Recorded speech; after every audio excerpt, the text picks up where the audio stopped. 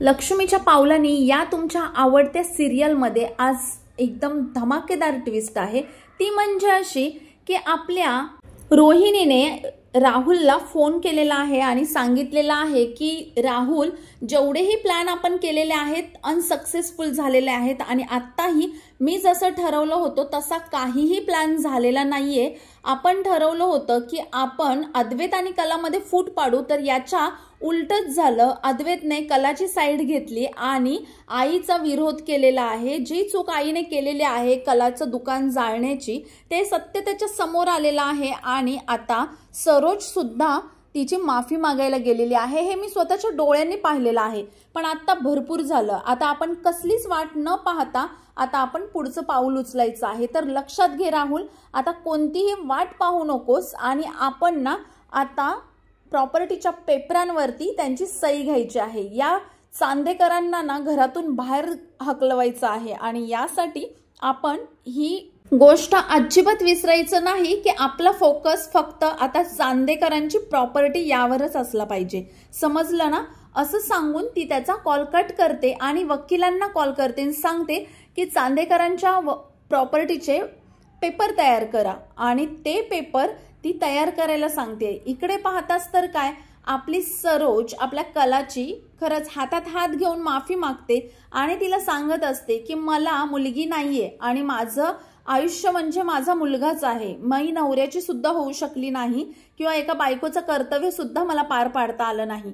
माझं जे काही आहे ते फक्त माझा मुलगा आहे आणि त्याचमुळे या सगळ्या चुका झाल्या माझ्या। तर मला माझी मुलगी होण्याचा तू एक चान्स देशील का? आता हे ऐकताच कलाला खूप आनंद होतो आणि कला म्हणते की नक्कीच, आणि कला तिच्या गळ्यात पडून रडायला लागते आणि सरोज सुद्धा रडायला लागते।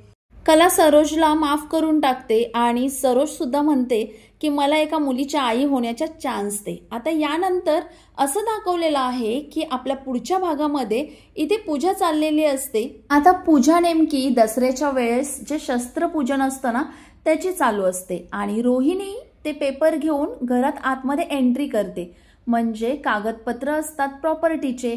आता ती एंट्री करताना काय म्हणते की हे जे शस्त्रपूजन तुमचं चालू आहे ना त्याच्यापेक्षा धारदार शस्त्र माझ्याकडे आहे, हे प्रॉपर्टीचे पेपर। आणि ते पेपर ती घेऊन जाते आणि अशा ठिकाणी ठेवते की जिथे रद्दीचे पेपर आधी पडलेले असतात आणि त्या ठिकाणी ती ते ठेवायची चूक करते। चूक म्हणजे कशी ते पुढे पाहूया।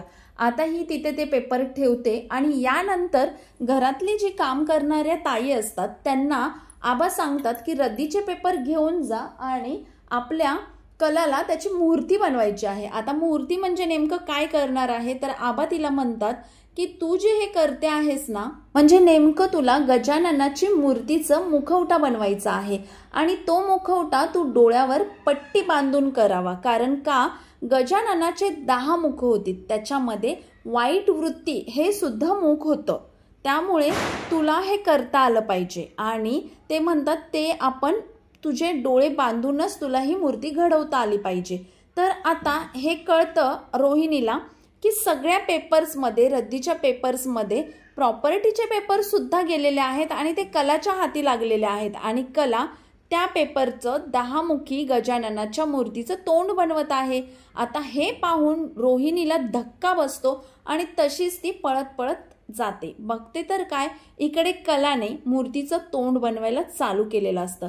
आता पाहूया प्रॉपर्टीच्या या पेपरांचं गजाननाचं मुख बनणार आहे की वेगळं काही ट्विस्ट असणार आहे, ते पाहण्यासाठी चॅनलला सबस्क्राईब करायचं। व्हिडिओ आवडला असेल तर लाईक करायचं। तुम्हाला काय वाटतं पुढे काय नेमकं होणार आहे आणि तुम्हाला ही सिरियल आवडते की नाही ते तुम्ही कमेंट्समध्ये नक्की सांगा।